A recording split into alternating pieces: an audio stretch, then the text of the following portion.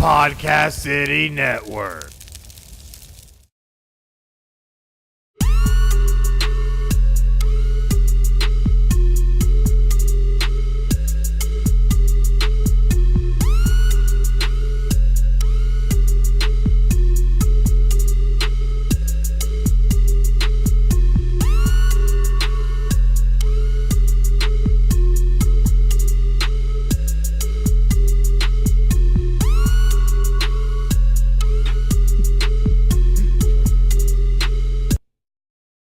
Hey guys, this is Chris, and we are back for another exciting episode of Final Score. And I know we've been gone for a while. It's been what, 2 weeks? 2 weeks. 2 weeks that we've been gone, but you know what?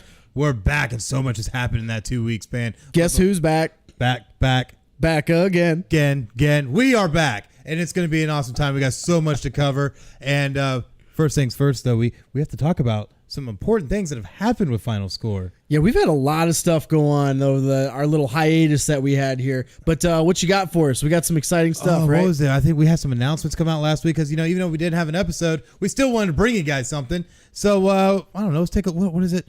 Oh, they're telling me in the back we have a graphic. Boom! There it is. We are now available on Spotify, iTunes, iHeartRadio, Stitcher, TuneIn, Podbean, Google Play Music. Final Score is now, like, everywhere. Yeah, we've been waiting on this iHeartRadio. We've been wanting to drop it, the news to everybody a while back, a couple weeks back, actually, on the 10th episode we wanted to. Oh, yeah. But unfortunately, it wasn't in the cards just yet. So, but we had a chance to let everybody know last week. But you can always find us there. Search keyword Final Score, and just more and more outlets that I'm going to test a little theory I have next week too. I might release it on social media. We'll see what happens. Oh snap! That means you guys stay glued to our social media accounts, which means that you have to go over to Twitter at PCN Final Score, give us a follow, drop us a line, check us out, and then go over to Facebook at /PCN Final Score, give us a like, drop us a line. We always like to talk to our audience. It's always great stuff. But I tell you what, though, it's been really exciting couple of weeks in sports, and I mean, if we're gonna go right off the top, let's talk about something that happened today. Technically today. Still technically today for us. For you, will be yesterday. Tomorrow, or yesterday. See, now you're all over the place. I'm all over the place. It's all good. So what happens when you take a week off? This is why we can't take time off. No, we can't take time off. What is going on? Who approved that? Oh, wait. Anyways, so the big thing that we do need to talk about, though, is the Kentucky Derby. The Kentucky Derby went down today, and was exciting up until the finish where we had a little bit of controversy. What was going on with that? So the I think it was 145th Kentucky Derby. You know, there's been so many of them that, you know, who keeps track anymore? Yeah, who keeps track? But all of this was leading up to, it was the biggest race of the horse racing sport. It's the biggest race of the year and kind of kicks off the Triple Crown season for horse racing, and it's one of the days where you see all the fashion shows and all the bets, and there's so much money that goes back and forth. Oh yeah. So one of the favorites was a horse called Maximum Security, and Maximum Security was a horse that actually led right from the outset the entire race.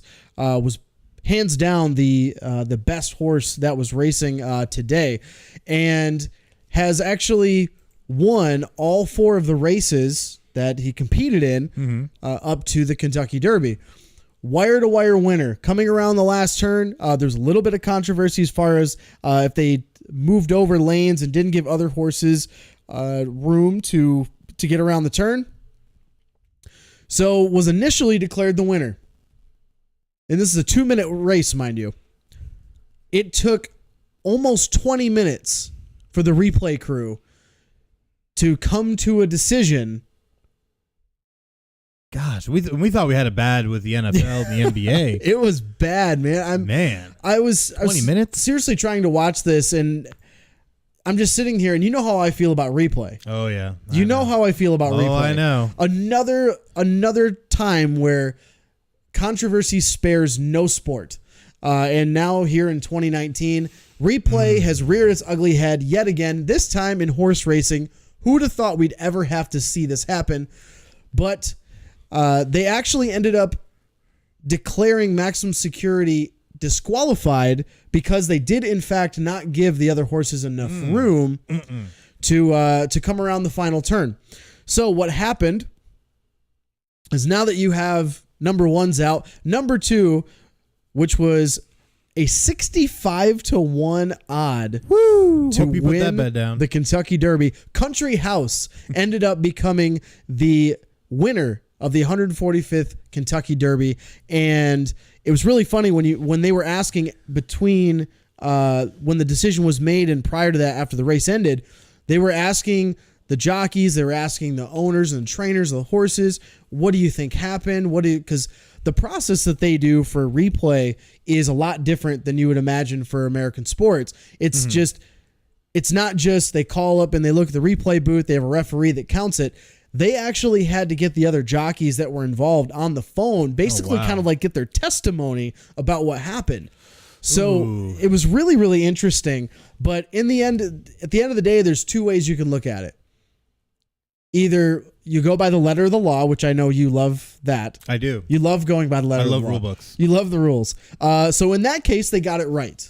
They did, by hands down. But on the other side, it's that horse already was the best running horse of the day. Definitely. Had won by a length and a half, maybe a little bit shorter than that had they given room to other horses. But the horse that ended up becoming the winner, Country House, was not even affected by this contact at the turn. Mm-hmm. So they actually ended up benefiting from all these other horses kind of getting squared off, or kind of shielded off, excuse me. But so it's really interesting because that jockey was saying that, yeah, there's definitely some contact and this and that. He wasn't even involved in that. He was on the outside trying to get in, and he wasn't even affected. He actually was a beneficiary. Mm-hmm. And now Country House and the jockey, I'm looking up the jockey's name here, but they're all these, foreign guys are very good. What's his name? Well, while you're looking that up, I know a big part of it, though, is that a lot of bettors lost money on this whole call. I think they said to the tune of $9 million on a lot of books. And what's crazy about this, and I've been shaking this stick for probably almost 2 months now about officiating. It is rearing its ugly head, like you said, yet again, surprisingly in horse racing, but rearing its head nonetheless. And it's something where, you really have to start looking at officiating, and like we had talked about previously some time ago, was maybe you got to really start looking at bringing in more of a technological side to things, especially like with horse racing. I feel this is a little bit different and should be a little bit easier even in certain aspects than, say, having any kind of electronic officiating, say even in hockey or basketball. But when you apply it to something like this where it's simply racing. Well, I know this is horses, this isn't machines, but at the end of the day, NASCAR gets this right every time, and they're able to tell you when your front bumper crossed the finish line, when your rear bumper crossed the finish line, and how full your bladder was when you also crossed the finish line. So if NASCAR can do all that within microns of a centimeter to everything they do, why can't they adapt certain aspects of that into horse racing?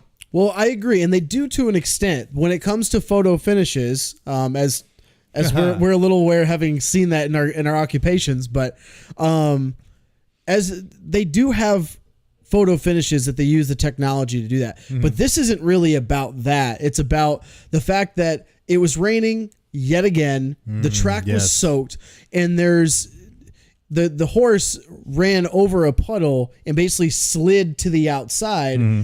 I don't necessarily think he did it on purpose, because you could actually, if you watch the horse's head comes up too, because they're coming around the final turn.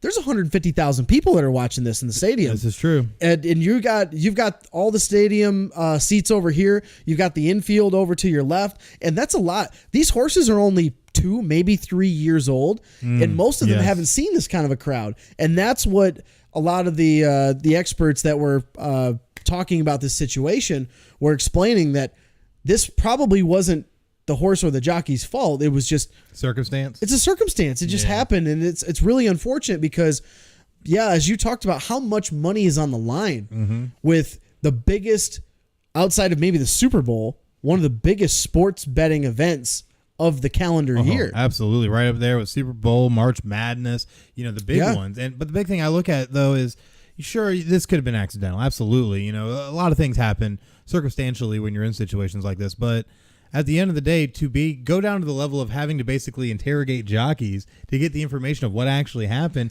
leaves you so open to so much bias, so much influence that doesn't need to be there. And I feel maybe there's steps they could take to prevent that, because let's look at the NFL. How many millions of angles do they have of every single play in every single game all season long?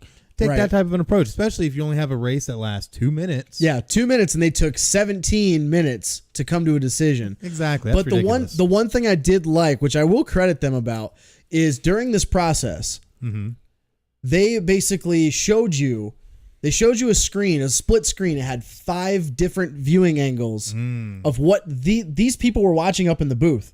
NFL doesn't give you that kind of access. No, AAF ever. AAF did. Whoops. Rest too in soon? peace. Rest in peace. But they gave you access to see, this is what basically there was a panel of 3 people, and they had to come to a decision of what they wanted to do with this race. Right. And they showed you all 5 angles that they were looking at too, which I thought was great. I think the NFL should do something like that. Yeah, it's actually not that bad. When you do multi-angle like that, it could be really beneficial, especially when you end up with these goal line calls and first down calls, out of bounds calls. Stuff like that could be really, really beneficial. So, at the end of the day, though, Country House was our winner. Some people made a lot of money off of that controversy right there. Oh, I had a lot, and even more lost money. And that's the craziest thing. I think that's where you're going to see a lot of people maybe crying foul, even to an extent, because, like you said, Country House was not involved in the whole incident that happened on track. So I don't know. It's going to be interesting. I think some more might come of this eventually.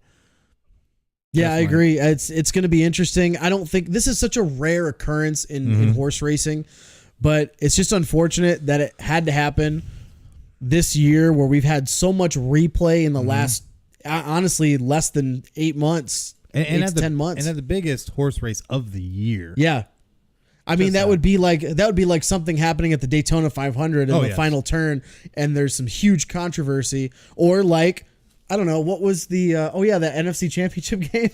Hey, that's so funny, because that flag that sure, wasn't called that was supposed to be. I think the Saints even made a post about this today. I'm pretty sure. Yeah, I love that. What was that post? You showed it to me. Oh yes, they so basically sympathized with maximum security and said, "Hey, we know what that looks like." Oh man, they feel their pain. They feel their pain. But definitely sad way for it to end. But it still was an exciting race.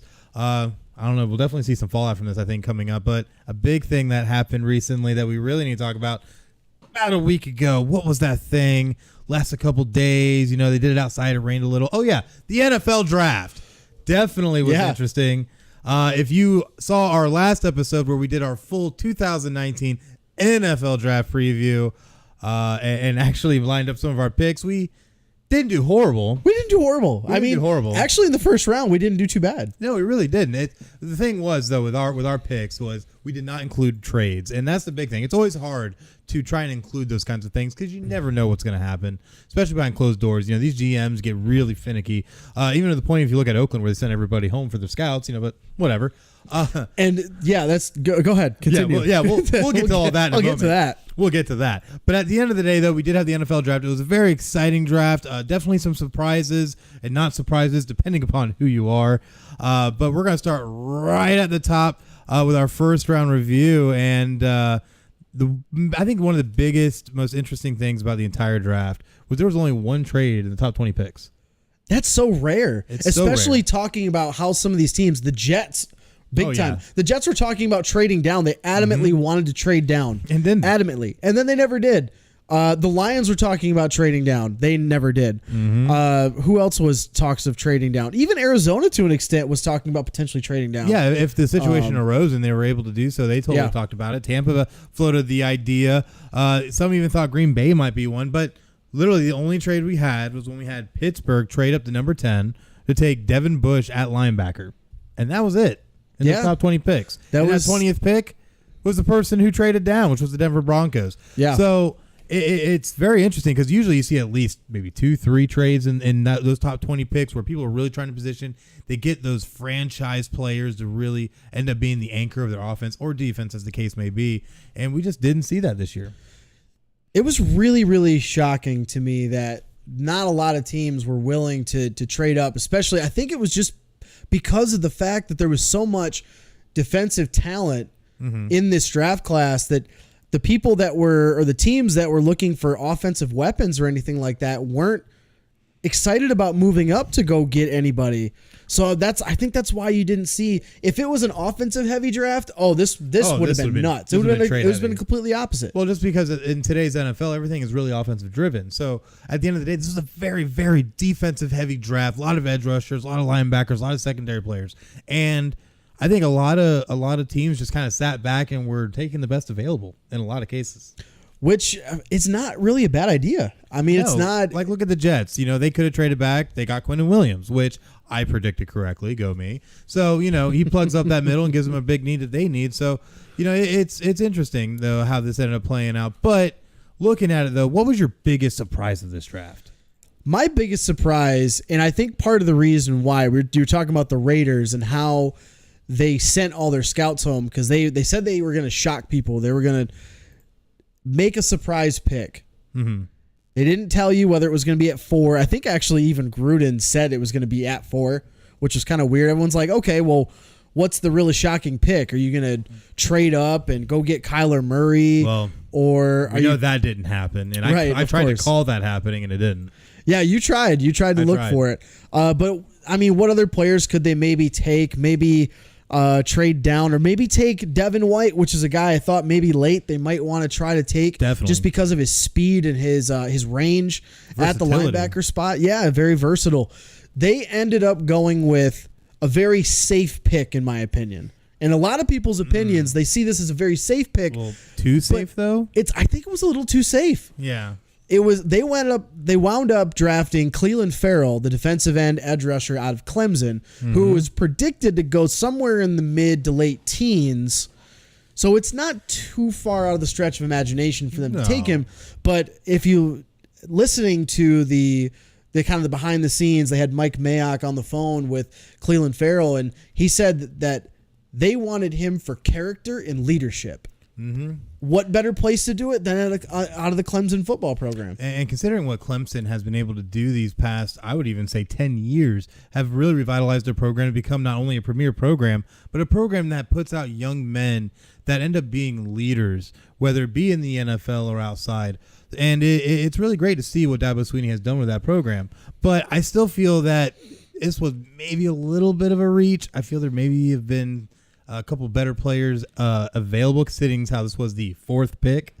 But yeah, you had so many guys. I mean, the obvious selection for them would have been Josh Allen.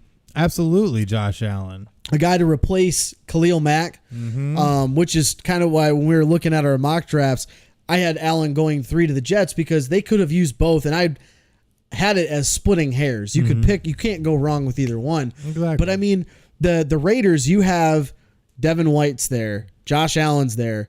Ed Oliver was a guy that in the last week or so was being projected as maybe that's the surprise pick in the top 5. And of course, Montez Sweat was still sitting there as well. Along with Rashawn Gary and a lot of great players that really could have filled this slot. But Clelin Ferrell, hey. But again, it's a safe pick, and I guess so. That's kind of just the surprise for me, just because of how safe I think they tried to go. Right. But if you look at the rest of their draft, we won't go into it, but the rest of their draft, it was a pretty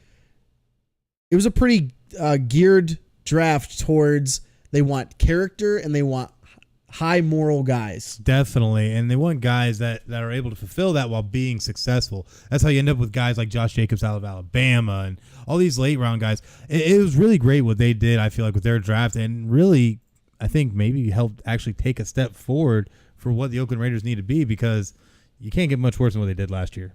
Agree. You can't get a whole lot worse than what they did. But they had a pretty good draft class, and Clelin Ferrell was a bit of a stretch. But who'd you have? What was your surprise? Oh man! So if anybody saw my mock draft, it definitely torched right after the very first pick, because I thought the Cardinals were going to be idiots if they took Kyler Murray, because you already invested in Josh Rosen and you're wasting a pick if you trade him away. But what do the Cardinals do? Draft Kyler Murray, trade away Josh Rosen for basically nothing. Yes, which we'll get to that a little bit later. But my biggest surprise, and some people might call this kind of random, but my surprise is the Dolphins all the way down into the 7th round with the 19th pick in that round take Chandler Cox from Tennessee. Now, it's not that, it's a random player or whatever. Who's Chandler Cox? Chandler Cox is technically a fullback. All right. Now, in today's NFL, we don't see fullbacks hardly ever on rosters because 9 times out of 10, you can find yourself a nice fat back running back to fill that who can also run the ball better, catch the ball better in a lot of instances, and so on and so forth. So in today's NFL, to draft a fullback that you easily could have gotten as an unsigned free agent is just baffling to me. And he literally was the only fullback drafted. Technically, there were 2. We already had this conversation earlier. There's a guy, so it really depends on who you look at. There was a player drafted in that same round to the Houston Texans. ESPN had him as a running back, and Sporting News and CBS has him as a fullback. Yes. So it kind of depends on what you look at. I'm going with there's 2 fullbacks.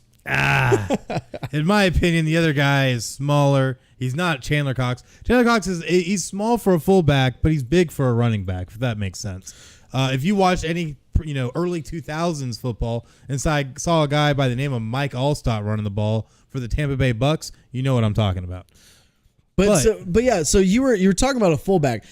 You got to think about, though, who is the team, who's the coach that's drafting them. But we're talking about the Dolphins. But you have Brian Flores, who is one of the position coaches for the Patriots. Mm-hmm. Yeah, he's defensive heavy. So, I mean, you got to look at, okay, then who's the offensive coordinator? Their offensive coordinator was the ex-Patriots QB coach, Chad O'Shea. Yes, but look at the way that the Patriots run their offense. They still use fullbacks. Rarely, if ever, though. And the thing is, they've even phased out the fullback over the past 10 years. And that's something I feel a lot of people aren't really looking at. Their fullbacks in and mass for really a large part of their offense in any kind of way. And that's the thing I look at, is that it's just blows my mind that you would even waste a draft pick drafting a fullback. Not saying the player's a waste, but you should have known you could have gotten this guy easily as an undrafted free agent, especially seeing how you drafted him in the 7th round. You couldn't just wait 20 more picks to go by and then just pick him up for cheaper? Doesn't make sense to me. And I'm not going to try to argue against it because I agree. Like, I agree with you to an extent, but I'm trying to be devil's advocate here a little bit. But there's plenty of players. Basically, once you get down to 6 and 7, round 6 and 7, you're just looking for guys that you like that are still there on the board. You got to think, though, a lot of these guys that are late round draft picks have been maybe through the steps of meeting with the coaches and all that. Maybe it's a guy they like and they're like, you know what? I want to take this guy because I just want to find a place for him on the field. He's probably going to be a special teams guy. More than likely. He might even get converted to a running back or a linebacker. I don't know. But, it's a guy. Maybe that's who they want. They want to set a tone, just like the Raiders did. Maybe they want to set a tone of the kind of people they're bringing into the organization. But this is the Dolphins we're talking about here. They're trying to turn it around. Do they have a plan? They have to have a plan. They've got more of a plan than the Giants do. Oh, shots fired. But at the end of the day, we're going to flip the script a little, though, and look at some of the best steals. Who's your best steal of this draft? I couldn't pick one. We were trying to narrow it down to one. I can't. But if I had to give us your short list. If I had to give the short list, it depends on how you value what is the steal. Right. Is it someone that got drafted a lot lower than maybe their projection? If that's the case, Greedy Williams. Oh, definitely. By far one of the biggest steals then in that draft. Or are you looking at, or is it just, okay, a guy that was a victim of some kind of circumstance where it's like Hakeem Butler, first pick of the 4th round. This dude was projected to go potentially maybe even a 1st round grade. He's a 2nd round pick. He goes back in the 4th round. Mac Wilson was one of my defensive guys that I was looking at. We had him listed as the 3rd best linebacker in the class. And going in the top 2 rounds.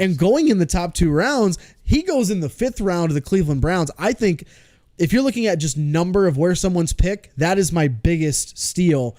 155, this guy has the ability to play, but it's just the coverage ability is what a lot of NFL teams, I guess, were shying away from. Right. So we'll see. But I mean, if the Cleveland Browns, the way that they're going to play defense this year, this guy is going to have an impact because they're going to use him in blitz packages. Oh, yeah. They're going to put him on the field where he doesn't have to cover. They know it's obvious, maybe obvious passing downs. They rush him. Maybe they know it's obvious running downs. They're going to put him in there on first down. Yeah, try to stop the run. Put him there. Yeah, put him in there for run stopping packages that they know they're going to excel at. So that's my short list. All right, it's not a bad short list. Honestly, Mac Wilson, if I had to have a short list, he'd be on that list because Mac Wilson I had going way earlier. I think he's a much better talent than a lot of pundits actually tried to grade him at, and I think he will be a huge impact, just like you said, for the Browns, and they will find a way to use him and use him effectively. But I kind of want to look at someone else because I had him going a lot earlier, and that is safety Chauncey Gardner-Johnson, who ended up going all the way down in the 4th round, 3rd pick, which would be the 105th pick overall, to the New Orleans Saints, who are going to be able to utilize him beautifully in that defense just because the Saints are literally one flag away from a Super Bowl. So if you're able to help shore up any little thing at any little depth, especially with a guy that's this talented that fell that far, that is a steal in my book. Because, like I said, I could have slotted a lot of guys here. Mac Wilson, DK Metcalf I had sitting here for a little bit just because he fell real far, all the way down to the end of the 2nd round. But I feel with Chauncey Gardner-Johnson, he's really going to make an impact, and I think could eventually be a rotational starter for the Saints. That's a really great pick by them. The fact that they could get him in the 4th round was huge. Oh, yes. He was getting grades in the 1st and 2nd rounds. I mean, there was some initial mock drafts where they had Gardner-Johnson going in the 1st round to your Eagles. Yep. So, I mean, that kind of gives you an idea of where he's kind of been and where he falls to.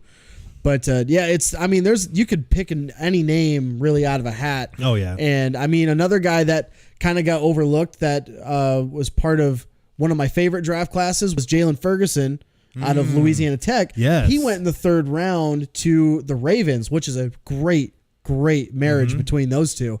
I feel Chase Winovich is another one that fell a little bit and fell into the middle of the 3rd round.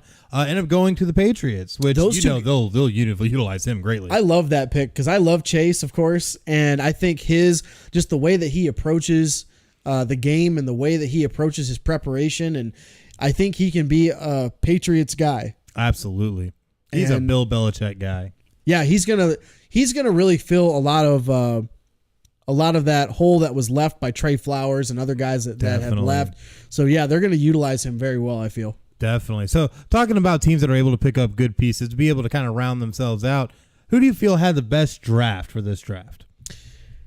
I had a tie. Oh, snap. Again, I couldn't pick just one. I feel like you're having commitment issues over here. I am, I am. I can't commit to just one team when it comes to this.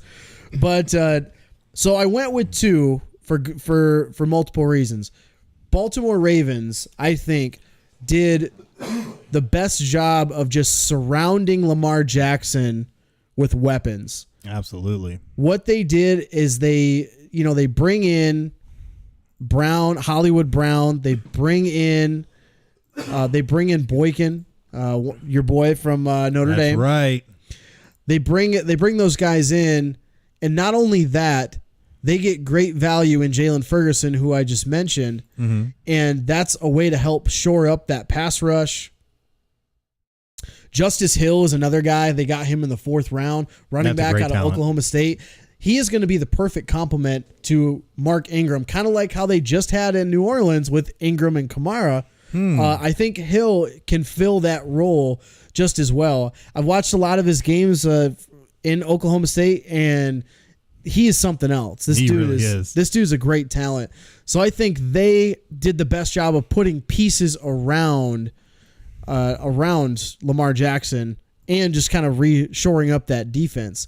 The other one is the New England Patriots. Chase Winovich is one of the reasons why because they helped retool that defensive line. They got Damian Harris, who was arguably one of the top running backs, who's also out of Alabama. Another slight steal just there. Like Jacobs. He's just another steal there. They got Yadnik Hughes that we talked about in our mock drafts in the 2nd round talent. He goes in the 3rd round. That's a guy they can probably plug in at right tackle, maybe coach him up, put him in at left tackle. N'Keal Harry was my favorite one of this group. Oh, absolutely. They basically said, all right, we're going to go get Tom Brady a huge target and a guy that we both had going the very next pick to Arizona. That's right. To stay at home. He actually goes at the end of the first round. I love that pick. And then a guy like Juwan Williams, who went early in the second round out of Vanderbilt. A lot of scouts have been very high on him. And then Jarrett Stidham. I don't know how to pronounce it. Stidham? That's not right. That's not right. I don't know. He's from Auburn, so. But yeah, he is the quarterback from Auburn, 4th round pick. From what I've read, the Patriots were really, really high on him to be another developmental quarterback that could step in case Brian Hoyer is getting older. He's their backup quarterback. And, maybe in the event that Brady actually retires after next year. I don't know. No, he's going to end up just being trade fodder, just like Jimmy G and Jacoby Brissett. Trade fodder. But a 4th round pick, trade fodder. Jimmy G was a 2nd round pick. Mm-hmm. Brissett had a really, really good season stepping in for Brady, which is why he got all that. He did. But I think Jared's going to end up in a similar situation where he's going to be able to sit under Tom Brady, learn all that he can, and if he has to step in, he'll be prepared. And that's the big thing that's going to help him out. And at the end of the day, though, I don't know if he'll end up being the guy to replace him. I never was that big of a fan of him at Auburn. I felt he had a lot of talent, and he showed flashes, and there was great talent around him as well. I don't know if he can really step in and be that guy to replace Tom. But at the end of the day, I could be wrong. We'll find out. Bill Belichick can literally take anybody and make players. The same could have been said about Brady when he was, drafted 199. This is true. And look where he's at. So yeah, Infinity Gauntlet and all. and all. Who do you think had the best draft? Honestly, I have to go with Seattle in this one. They started this draft out with only 4 picks throughout the entire draft and had multiple needs to be able to try and shore up not only their defense, which had been completely depleted, it seems like. No more Legion of Boom. That's imploded. And their offense was kind of so-so. So to be able to turn those 4 picks into 11 picks through some crafty trading, we're able to get a steal at the very end of the second round with DK Metcalf, which fills a huge need at receiver, especially now that their starting receiver might not be around that much longer. He's having some injury issues and things of that nature. I think he's going to retire, actually. I think he's got some health issues and he can't. That's the big thing is they don't know exactly what's happening yet, and they expect him to retire, but it hasn't been announced yet. So it made sense to go get a big, strong, fast receiver that can beat just about anybody deep. Of course, you're going to have to work a little bit with DK. He runs really tight, and it might be because of all the damn weightlifting he does. I would imagine. The dude is stacked. But if they can get him to shore up, his route running, he could end up being a really dangerous receiver because he has the speed, he has the strength, and he can beat just about anybody going up for a 50-50 ball. So definitely a great steal. But not even on top of that, they ended up retooling a lot of their defense. And that's something they really needed after they've lost so many pieces. They go out and get Marquise Blair out of Utah, who's a great safety, plays real fast. Sometimes can get beat a little deep, but honestly, if you play him far back enough, he's always fine because he's able to have that great closing speed to be able to get to the man and get to the ball. They ended up also picking up another Utah player, outside linebacker Cody Barton. They went and got an inside linebacker from Washington and Ben Burr-Carvin. It's just great. And then, of course, I just like his name, DeMarcus Christmas out of Florida State, defensive tackle. Guy's not the fastest, but he can really plug holes, and that's what I really like about him. And that's what they need. They need guys that can really get in the face of these offenses and start trying to get a little bit back of that little bit of swagger they had when they had the Legion of Boom. And I feel they're at least starting to make the right moves towards that. But they also address the offensive side. Got some weapons for Russell. Outside DK Metcalf, they ended up picking up a couple receivers, got another running back in Travis Homer out of Miami. So it could end up being, could work out really nicely for them, at least for the next few years, if these guys can work out for them. Yeah, the only question I had about them is they took LJ Collier out of TCU. He was a bit of a reach, in my opinion. I do think he was as well. He's a second-round grade, but other guys they could have gotten if you really want to look at edge rushers, there weren't a lot of edge rushers that were taken after that. So that was kind of the end of the run for edge rushers. But you could have gotten other players. DeAndre Baker was a guy they were connected to, who went the very next pick. There was a lot of corners that were available. They could have gotten good offensive line value here in the first round to help out Russell Wilson. Yes. And you don't have the money to throw at a new offensive tackle or an offensive guard in the free agency, because all your money is now tied up in Russell Wilson. So you have to hit on your picks in the draft. Exactly. And at that pick, you still had guys like Caleb McGarry that was still available, Jawan Taylor, who was also still available. That was a shock. That was a real big shock, but I thought they could have hopped on that. You also had Cody Ford still available. Greg Little. Dalton Reisner still available. Yep, Dalton Reisner. So many offensive linemen they could have gotten to be able to plug in, but they ended up kind of holding off. They ended up waiting until the 4th round and picked up Phil Haynes out of Wake Forest, an offensive guard, which wasn't a bad pick. He's not a bad offensive lineman, but that was the only offensive lineman they took. So in my opinion, that means they must have a lot of faith in the current line, but that still remains to be seen. They're at least manageable enough to be able to get Russell Wilson a new contract, so hey, at least that worked out for them. That worked so far. But on the downside of things, who had the worst draft for you? The worst draft, it's tough, because I would have actually put a team like Seattle, in my opinion, as one of the worst, because of the fact you reach for Collier, you don't get any offensive line help. You got the one guard. You got DK Metcalf, but you got him. A lot of teams just passed on him for whatever reason. Maybe it's because, like you said, he's tight when he runs his routes. He has had a lot of injury concerns, and he hasn't actually played a lot. His best year, I think he only topped like 500 yards, and he was second fiddle to AJ Brown.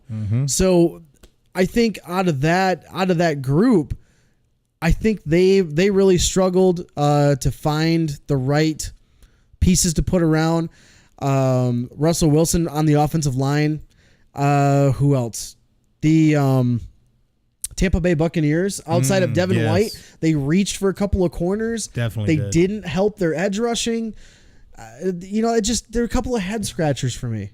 Definitely, I'd have to agree with that, and it doesn't make any sense for me though.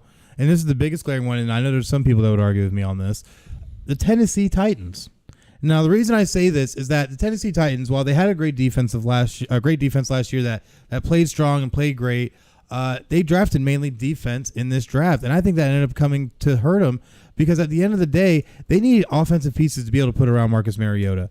And outside of adding, I think it was Humphreys at wide receiver, they didn't add very much in value to the offensive side of the ball. So the one thing I really look at is that as you go down their draft, they go out by hitting defense, and they get Jeffrey Simmons. And as you look through, they don't have very much else, because Tennessee only had 6 picks in this draft. They did a little bit of wheeling and dealing in the later rounds to try and move up for certain guys that they wanted late, but everything was mainly defense. The only offensive players they picked up, A.J. Brown out of Ole Miss at wide receiver, Nate Davis, offensive guard out of Charlotte.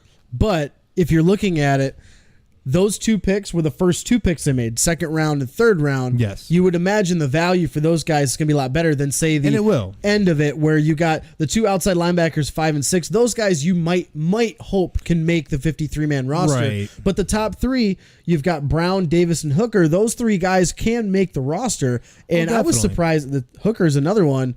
Amani Hooker out of Iowa. I'm surprised he went in the 4th. I thought he'd go a little bit higher. I definitely thought he would too, and I think they got great defensive value out of that. But the thing is, when you have an offense that last year only averaged 312 yards a game, which was only best for 25th in the NFL, you were ranked 29th in passing on top of that. You had a great run game. You're ranked 7th.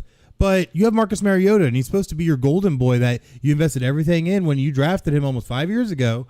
And you're 29th in passing. And then on top of that, you're only averaging 19 points a game, which is best for 27th in the NFL. You need to help that offense more than just adding a great wide receiver and an offensive guard nobody's heard of. Now, I know they added another guard and another receiver through free agency with Roger Saffold and Adam Humphreys, but I still don't feel like that's enough. I really feel like they should have gotten him some type of either depth at running back to try and take some type of pressure on him off of Mariota, or at a tight end so he has some type of escape valve, because that's the biggest problem they've had with Delaney Walker and the injury concerns he's had over the past year.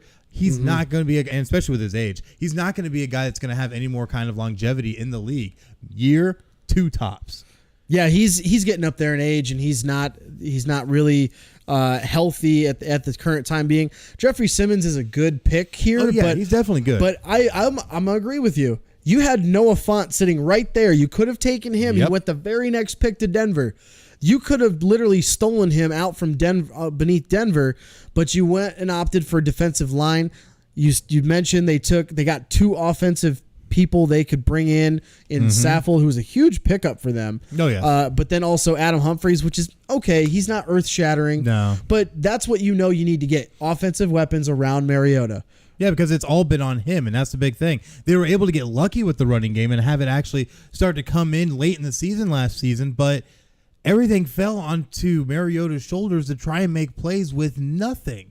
You had receivers that really weren't making any kind of noise. The best noise you had a receiver making, I'm pretty sure, was a rookie or a second-year player, if I'm not mistaken. I cannot remember. Leave Corey Davis out of this. There he is. Leave my boy Corey Davis out of this. But, I like Corey Davis. I haven't picked him up in fantasy for 1 week. But at the end of the day, when that's all you have, you're not going to have a lot of success. So I had him actually taking TJ Hawkinson with this pick when they were in the first round, but here we are. Yeah, but here we are. But at the end of this next season, if the Titans don't make playoffs and Mariota has a down year, who do we blame? Do we blame Mariota, or are we going to blame ownership for not getting him the weapons that he needed?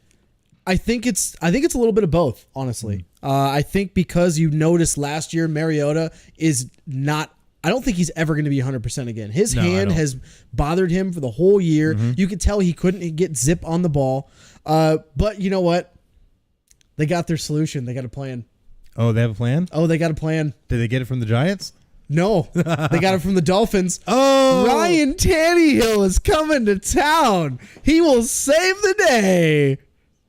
No? Is it too much? The day Tannehill saves any team is the day I think I stopped watching football, because Tannehill can't help himself find the correct produce in a grocery store, let alone direct an offense to any kind of wins and points. So, sorry, Tannehill's just going to be riding that pine the entire time he's in Tennessee. I don't think so. I honestly think if Mariota is not healthy to start the year, even if he is healthy to start the year, I think give him a couple games, he's going to get benched. The Boo Birds are coming out.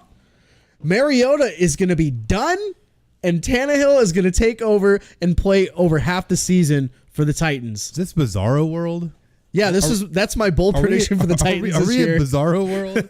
But if you really look at it, Derrick Henry came out and he got a little bit of a coming out party last year. Oh, yes. Against his hometown Jacksonville Jaguars. That was a disaster of a game if you're a Jags fan, which represent a little bit today. But they had a good draft too. But we'll get to that next. But I think they're really predicating their offense around the run game with Henry. And then I wouldn't be surprised if one of the undrafted free agents or a few of them that they bring in are guys that help on the offense, tight ends, receivers, something to help that offense. Yeah, because they're going to need something, because if they don't get something going, you're going to see another dismal season in Nashville. But with these teams that have had bad picks, good picks, surprising picks, we're able to make things happen with getting some great steals. Who had a glaring miss for you? For me, it was a big one. Of course, having watched this team for a few years, Jacksonville Jaguars had a golden opportunity to help out Nick Foles, and they completely screwed it up. Now, a lot of people think that they had a really good draft. If you go by their top 2 picks, yes, they did. Sure. They had a great draft. Josh Allen fell in your lap. Welcome to Saxonville, my friend. And then your next pick is the guy who was projected to be your first pick. Jawan Taylor falls all the way to the second round. Starting right tackle, right there. Plowing the way for Leonard Fournette. But if you look at the rest of their draft, they really just didn't help out their offense. They really didn't. I mean, in the third round, you get Josh Oliver, who's a tight end out of San Jose State. Meh. Okay. He's not bad. But, I mean. But what about Raquel Armstead out of Temple? For what? Exactly. I mean, Fournette is good. And they've got guys in their running back room that they already like. But they are, for some reason, they're expecting that they think this wide receiver room for the Jags is going to be okay. And I just don't see that happening because of the fact that you've got your best receiver is Marquise Lee, who's coming off of a devastating knee injury. Not just one ligament. He tore like his whole knee. All of them. He tore everything. Yeah, that's pretty dismal. And then you got D.D. Westbrook sitting right behind him. He's okay, but he was a rookie last year, 2 years ago. But he's 2 years ago. He was a good get for them. He's a good down the field guy, and he's gonna get some openings down there. DJ Chark is the guy they drafted last year. He's the guy he's the guy they're expecting to be stepping up into that number one role, or at least number two, playing behind Marquise Lee. You can't count on Marquise Lee. No, I cannot. And listening to sports talk radio in Jacksonville, I've been thinking this for a while. You guys are freaking delusional up there, okay? You guys are delusional. Talking about how you really like this wide receiver room. What's there to like? Okay, Nothing. Keelan Cole. He's a guy that was a back-end draft pick a few years ago. He's undrafted.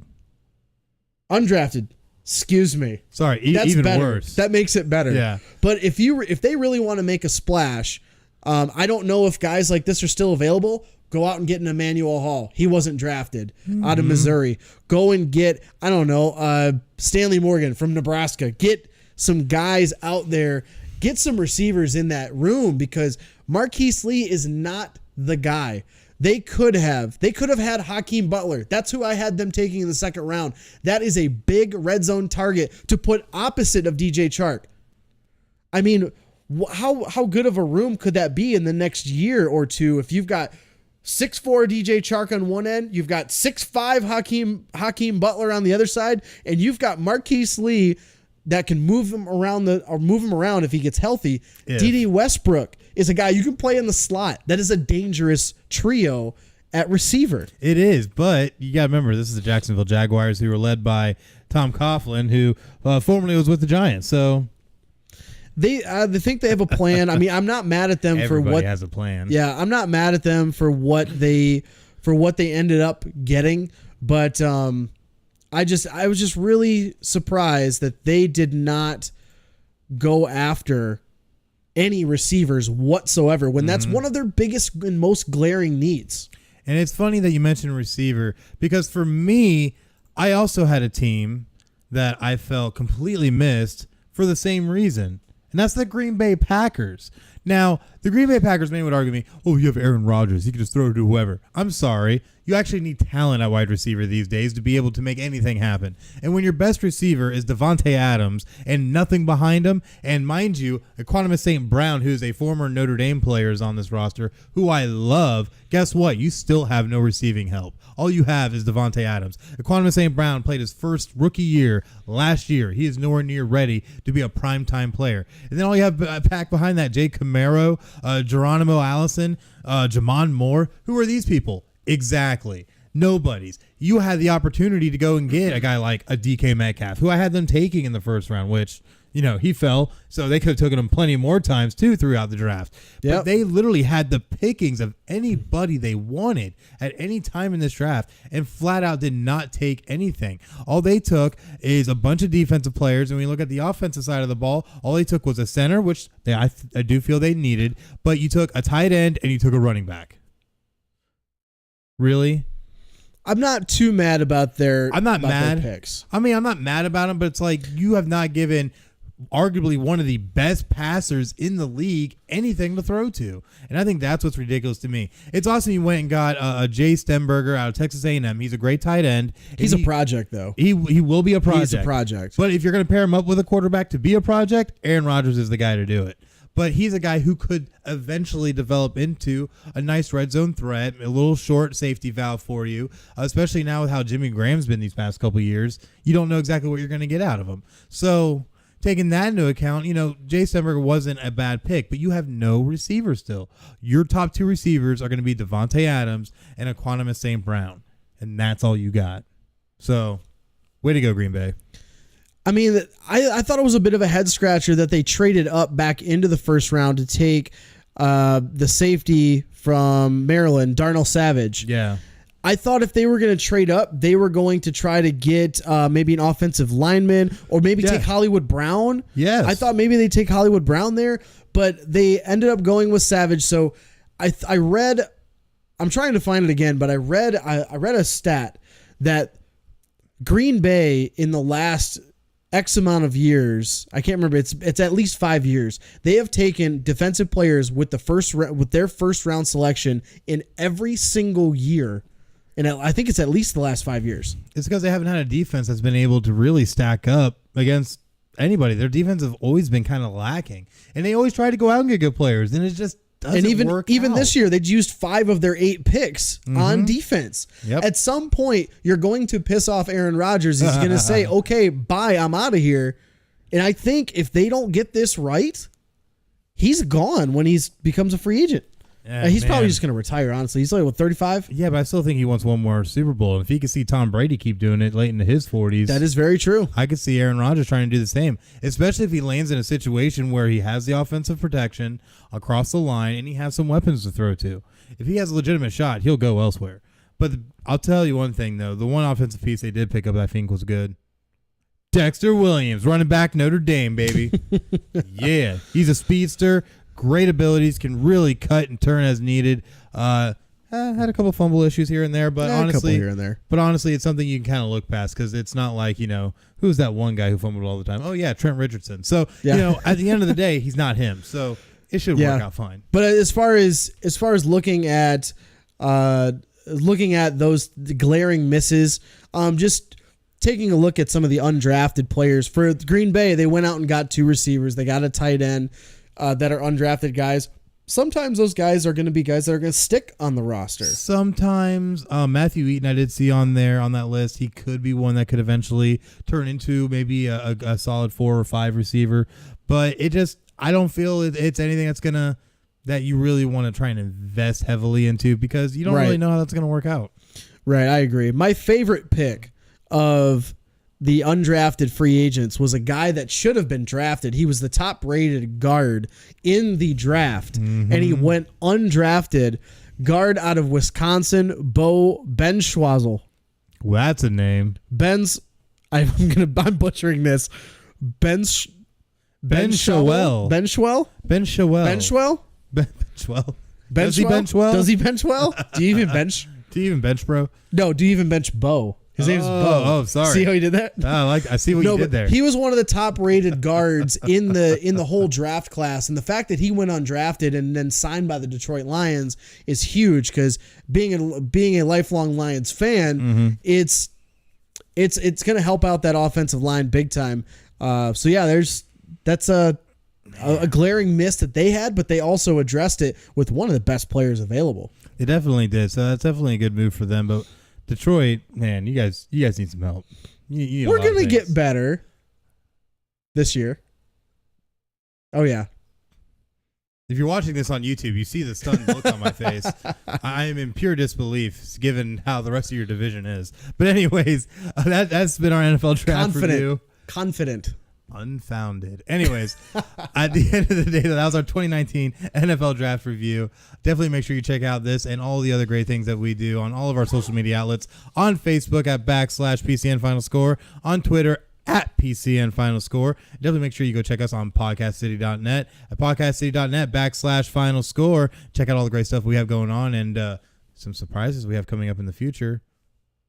Guess you got to wait and see what that is. Got to wait. But before we round out and go to break, we do need to touch on a little bit of NFL news, which really I think is just one little snippet, and that was the major draft night trade that we had between the Miami Dolphins and the Arizona Cardinals. One that you actually predicted correctly.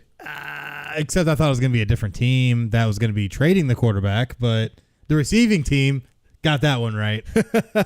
No, I'm pretty sure. Didn't you say that you thought that Rosen was going to go to the Dolphins? I mean, I said if the Arizona Cardinals take Kyler Murray, then Josh Rosen's definitely out. But with my mock draft, I had him falling to 4, and I had Oakland trading Derek Carr to Miami, and then them enjoying Kyler Murray. That's what it was. Either way, though, Miami was on the receiving end of the quarterback, so got that part. So you got that part right at least. Yeah, getting something right. But I was actually kind of surprised that Miami only gave away the little bit. I think it was like a pick in the 60s, like 64 or 62. Yes, definitely. It definitely was surprising. But it was a pick that you're just kind of scratching your head, like why you said, okay, we're only taking a first round pick or nothing. Okay, a second round pick or nothing. Okay, No. okay, I guess we'll take a third. I mean, just get him off our hands. Oh I think this is a gosh. great move for Josh Rosen. He's been doing everything the right way, being in a quarterback in his position. And now if you're Josh Rosen, this is a great situation for you because the Cardinals didn't want you. Mm-hmm. So you're like, all right, let me get out of here. Go to the Dolphins, who aren't going to be great this year. And I don't think we're going to have very high expectations of Rosen. Exactly. So you don't have to come in and try to, take over the world or take over the AFC East. All you've got to do. That's not going to happen, just so you know. Not going to happen. But, when they finally have a chance, next year or the year after when Brady actually retires, maybe, I don't know. He's a bionic man for all we know. I mean, but he could be. he could be. But I think this is a great fresh start for him. They don't have any weapons around him, but I mean, they weren't planning on getting him, I don't think. They weren't. I think they're planning on for next year's draft class. Mm-hmm. So this is now really brings an interesting thing to the table for next year's draft. Yes. Are they still going to, as you say, #tank for Tua? It's really hard to tell because now not only do you have Ryan Fitzpatrick on the roster with Fitzmagic, but Josh Rosen's here as well, which presumably you're going to be holding on to because he's still in his rookie deal. So you're going to have him for at least the next 3 seasons, possibly 4 if you exercise the 5th-year option. But I don't know. This is really an interesting situation because at this point you don't want to say that they're going to try and tank because they actually tried to solidify the quarterback position, but like you said, there's nothing around him. So what are you really going to do? You have like a somewhat decent running back who's a young guy who's still coming into his own, and that's really about it. You have a halfway okay offensive line, a defense that's utterly in shambles and has been traded away and left. Probably the most notable one being Robert Quinn, and they lost Cameron Wake to Tennessee, and they lost Cameron Wake as well. So, what are you really left with in Miami? Are they going to be able to do anything? I don't think they're going to be able to do squat. Not only are you in the AFC East, where you're going to get beat up by the machine formerly known as Tom Brady, but you're going to be destroyed playing anybody else because you don't really have anything, and you're still dealing with Josh Rosen. Even though I do feel this is a better situation for him, I still feel like you're kind of walking in from a player personnel standpoint into a very similar situation. You don't have much around you. You don't have any offensive weapons, really. Your offensive line is suspect. Your defense isn't there. So, hello 2-14. They're definitely going to end up with one of the top picks in the draft, but I don't know if they would take Tua at this point. Well, he's a great value with his contract. Like you said, he's got a few years left on his rookie deal. And based on their draft this year, the Miami Dolphins, they did not draft a single skill player until round 7, where they took 2 running backs. Chandler Cox from Auburn, who is the running back / fullback. Fullback. Oh, I'm sorry. Fullback. hey, the man is listed as fullback. Yeah, give him his due. NFL.com says running back, my friend. ESPN never lie. Miles Gaskin from Washington, but all their picks. Their first pick, Christian Wilkins from Clemson, defensive tackle. Mm-hmm. Guard out of Wisconsin. Linebacker from Wisconsin. Tackle from Ohio State. That is all the picks that they're looking for. So they're trying to build their line now because they know they're going to try to go after some big-time skill players probably in next offseason. And honestly, that makes sense because when you look at a lot of these guys, you're going to be coming off of rookie deals in the NFL, guys that are going to end up being having just their general contracts coming to an end and will be hitting free agency next season. And then a lot of skill players that are going to be coming out in the draft next year are actually going to be pretty good. Next year is looking so far to be kind of a split draft where you're going to have some strong defense and some strong offense. So it's definitely going to be an exciting one for 2020, but it's one I'm pretty sure Miami's going to try and capitalize on. And like you said, it's always good to build starting on the line. You want to start with offensive line and defensive line because at the end of the day, if you can't win the battle in the trenches, you ain't winning the war. So that's what we have with that. But at the end of the day, it was a very exciting draft. I enjoyed it. It was a little rainy in Nashville, but, you know, it is what it is. It was nice seeing a lot of the old-time players come out and trolling everybody, especially the Tennessee fans, because I don't think Tennessee fans were ready for that. And they had a record turnout, so When those fans got booing, they got booing. Yeah, they had a lot of fans. Looked like a great time. Hopefully, the next time the draft comes closer to us again, we'll have some final score coverage for that. But, hopefully. I mean, are you thinking Vegas next year? Oh. I mean, the draft's in Vegas next year. Never know. See what happens. Never know. See if we can get some coverage. Should get some coverage, but you know what? There's a great amount of people though that help us with the coverage that we put out there, and that's the great sponsors of the Podcast City Network. So definitely make sure that you stay tuned. We're going to cut the break, but when we come back, it's going to be some exciting playoff news. So definitely make sure that you stick with us. We'll be right back. The following support and sponsor Podcast City Network. City Limits Tap Room, sports bar in DeLand, Florida, has brew on tap, serve food, the grilled cheese is excellent. For upcoming events, check out City Limits Tap Room on Facebook.com/City Limits Tap Room. Atlantic Sounds has thousands of new and used vinyl records and CDs. If they don't have it, they can order it for you. Same location since 1982. For more updates on what's new, check out Atlantic Sounds on Facebook.com/Atlantic Sounds Vinyl. Sports Sanity Customs have worked with organizations from custom embroidering polo shirts to jerseys for your kids' baseball team. They do it all. Armed with state-of-the-art equipment and an in-house design team, they are equipped to take on your next project. Visit their website to learn more, sportsanitycustoms.com. Visit Sports Sanity Customs on Facebook.com/Sports Sanity Customs. 3Count Design offers a wide range of graphic design products, video, photography and other forms of media. Everything from t-shirt designs to websites. Visit Facebook.com/3Count Design for more. Demo Blast Studios, an explosion of imagination. Original artwork, podcasts, video, apparel and more. Visit DemoBlastStudios.com. Visit Demoblast Studios on Facebook.com/Demoblast Studios, the best family entertainment pro wrestling show in the state of Kentucky. Kentucky's Own Wrestling brings quality family vintage wrestling to a town near you. Kentucky's Own Wrestling offers a ladies division in wrestling and a training school. Kentucky's Own Wrestling is the current longest running Southern promotion. Visit Facebook.com/Somerset Kentucky's Own Wrestling. All supporters and sponsors are brought to you by Podcast City Network.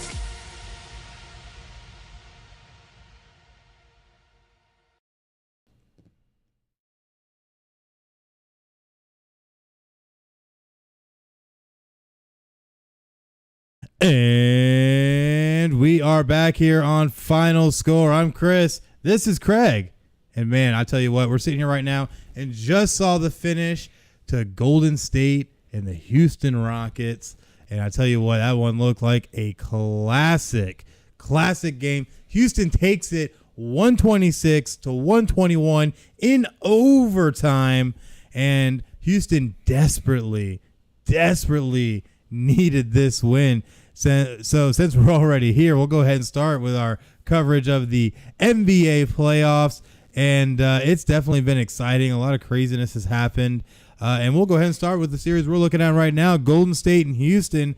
Golden State did have a commanding 2-0 lead in this series, but now Houston has battled back to at least get within one game of tying this thing up. And at first, it looked like Golden State was just the better team. A lot of little controversies and things going on. We're actually even seeing in tonight's game where it looked like somebody caught a bow in the face. It's definitely been a really chippy series. What's your take on this so far? So it's really not much of a series until a team wins on the road, as they always say. So this series is kind of going par for the course. Golden State won the first two at home. Houston now winning at home.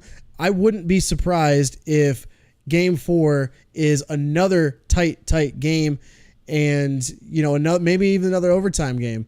But I mean, the big thing to look at in this series is James Harden hasn't really played up to his MVP level that we're accustomed to him seeing this year, and he's kind of come back down to earth, really. Definitely. He's come back down to earth, but this game he had, I think he had 45 points in this game, and really played the way that we've been expecting him to play. And man, that eye injury that he's got looks nasty. Bad.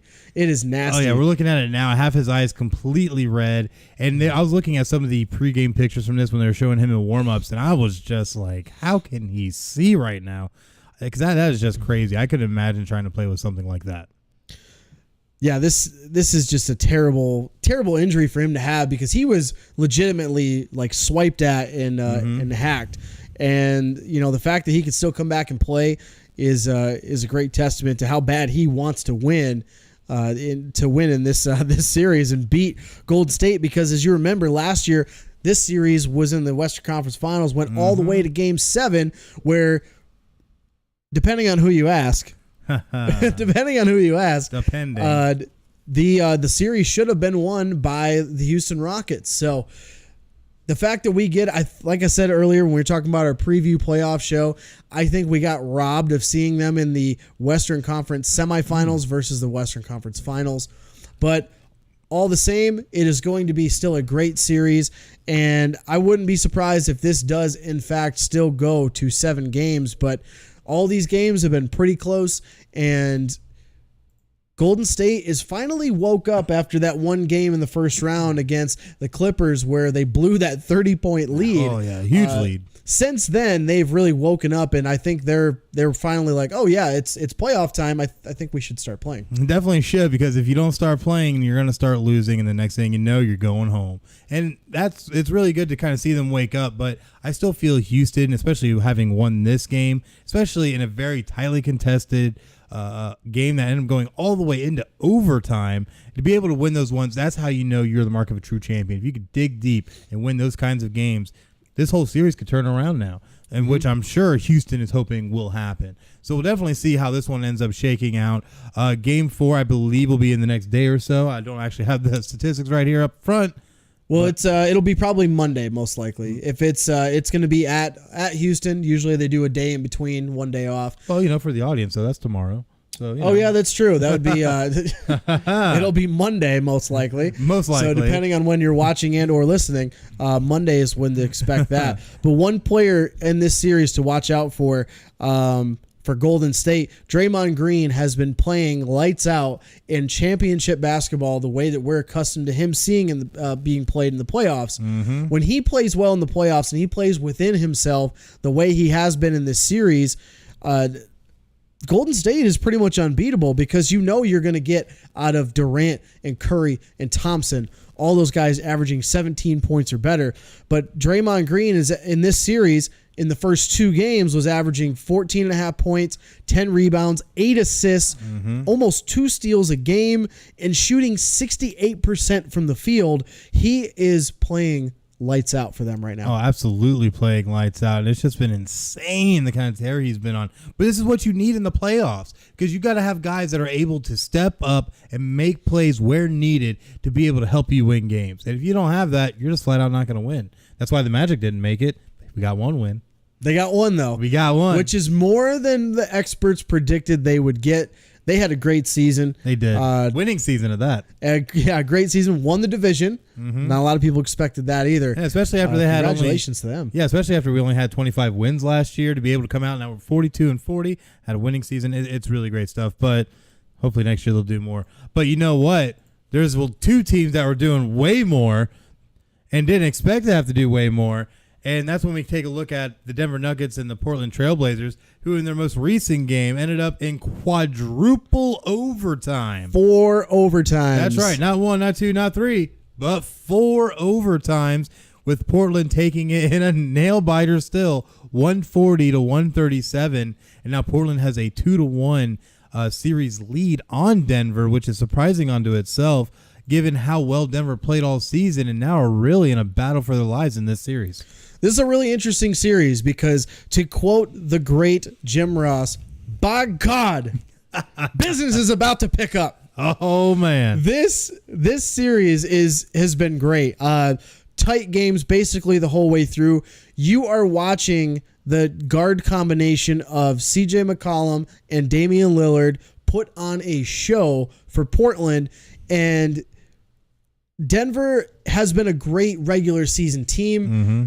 the real question mark, especially in their series against San Antonio, you wondered, were they going to lose that series because of their inexperience in the playoffs? But the Joker, man, he's back at it again. 28 points through the first 3 games, 28 points, almost 14 rebounds, 9 assists, averaging over a steal and a block a game, shooting not only over 50% from the field, over 50% from 3.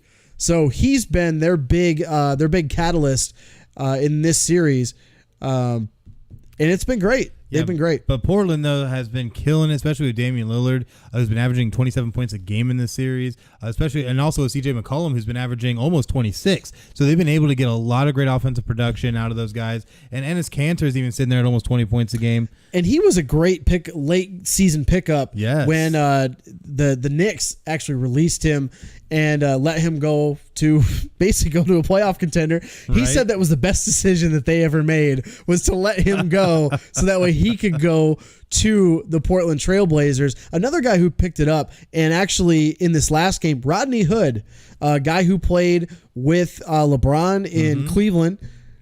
He's having quite the series himself. He's averaging 17 points, and he was a big key in the 4 overtime game just recently. Yeah, and what's crazy is that he's averaging that 17 while only playing only about 22, 23 minutes per game. So he's been huge off the bench for them. Absolutely. He's been such a great contributor, and these are the kind of guys as to why Portland is now enjoying this 2-1 series lead. However, the series is not over yet. And as we just noticed with Game 3 going into quadruple overtime, that everybody's going to be in for a battle. So it's definitely going to be interesting to see how this series will play out.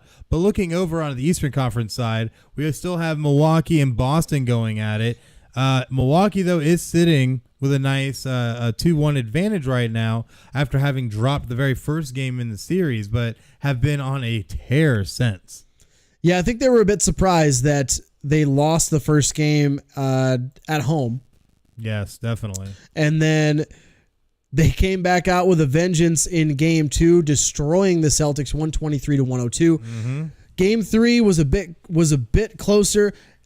Boston had it within their grasp, and then they all fell apart in the fourth quarter. And Giannis is doing Giannis things. He had 32 points in Game 3 and averaging 27 points, 10 rebounds in this series.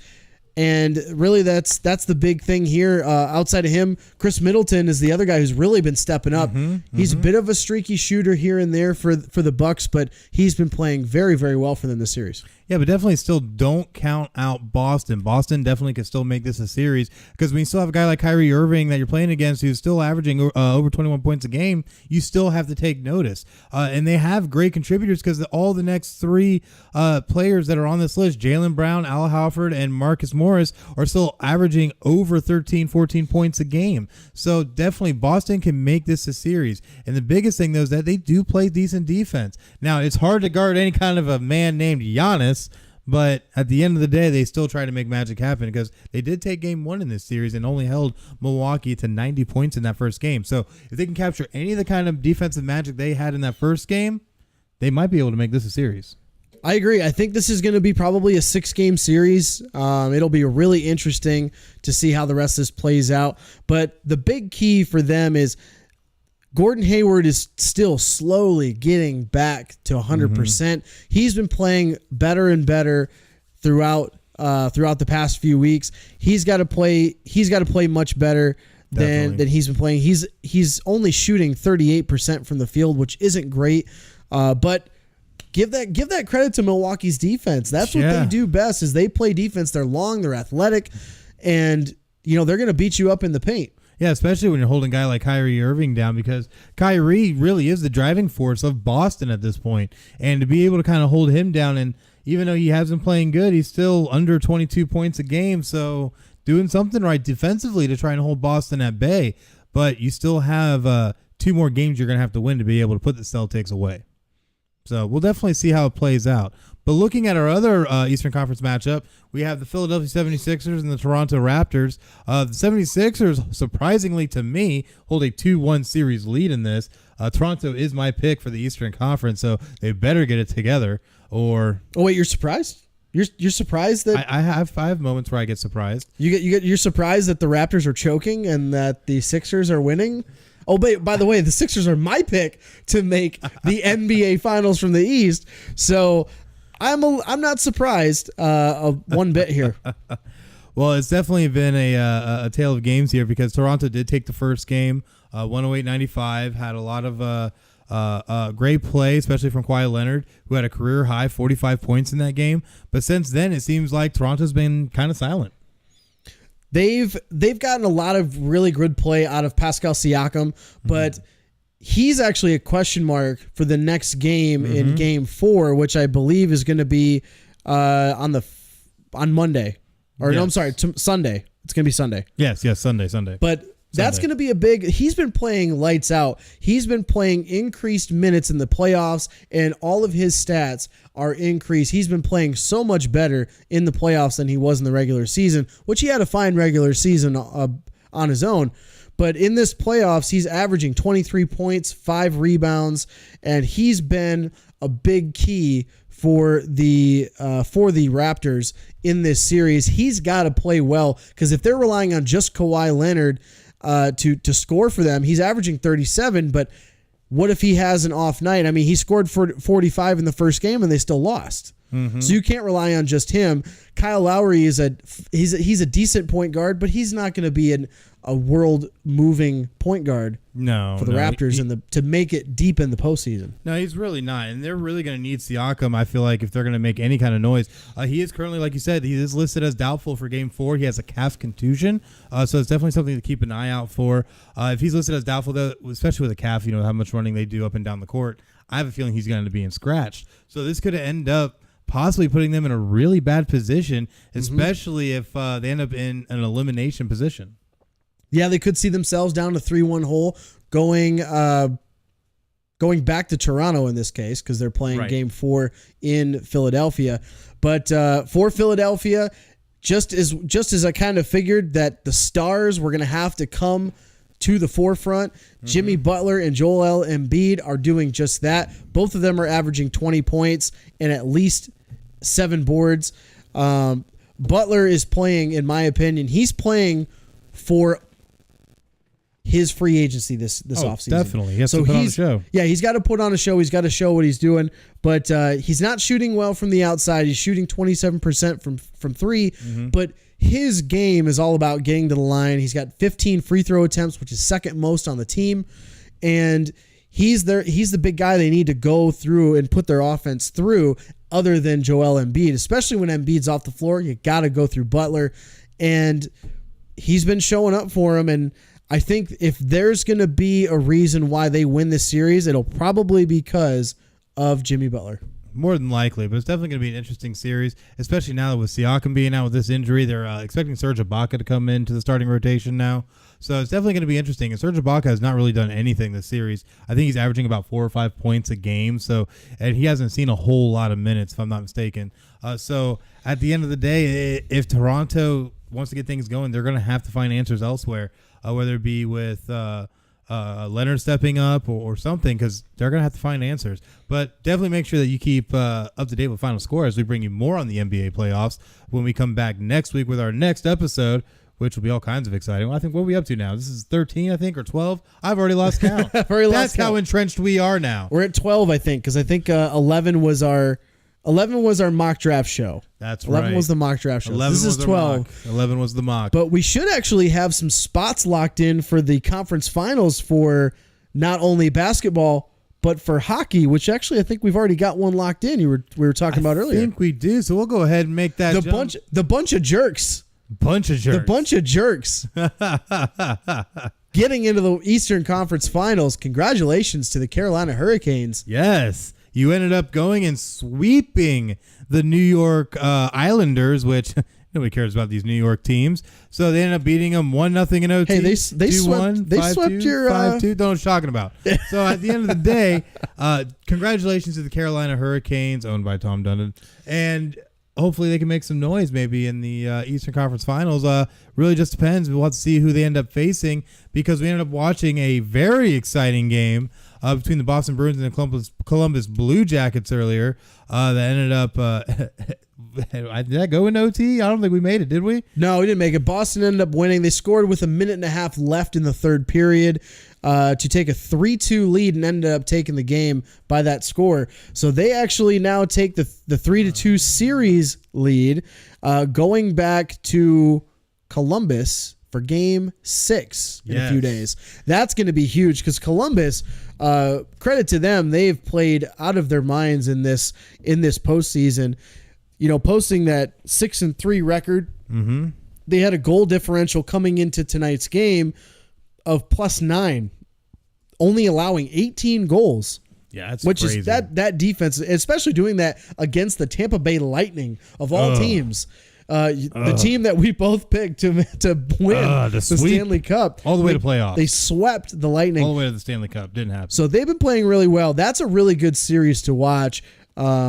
But they've been back and forth. A lot of close games early. Marchand was, I think he was suspended for this game, I believe. Yes. For like an elbow, or he's been playing some really, really physical hockey, and they both have in that series. That's been a very physical series. Oh, very top to bottom has been physical, and it's because both these teams are in a position where they really want this. So that's why you ended up with 2 games that ended up in overtime. A lot of these 2-1 and 4-3 games. This has been quite an incredible series, especially seeing how Boston, given the type of history they have, especially in the playoffs, even recently, and then Columbus, like we had mentioned earlier, being able to sweep arguably one of the best regular season teams of all time in the Tampa Bay Lightning. This has definitely been a series that's lived up to its hype. And taking a little bit of a change in direction, looking at the Western Conference, we have yet to not one but 2 exciting series going on. The first being the San Jose Sharks and the Colorado Avalanche. And the San Jose Sharks making me look good, making it to that second round there. That's my pick to make the Stanley Cup final out of the West. So you know who I'm pulling for in this case. Oh, I wonder. But that game is actually currently on right now. What we are watching, but yeah, these games have been pretty high scoring, as you would imagine. As one of the reasons why San Jose is in the position they're in is because of how they can generate goal scoring and how they can do it on their power play. And that's really been the key here is they scored 5 goals in game 1 and 3 in a losing effort in game 2. They've, other than their shutout in game 4, actually both teams are 0-0 right now.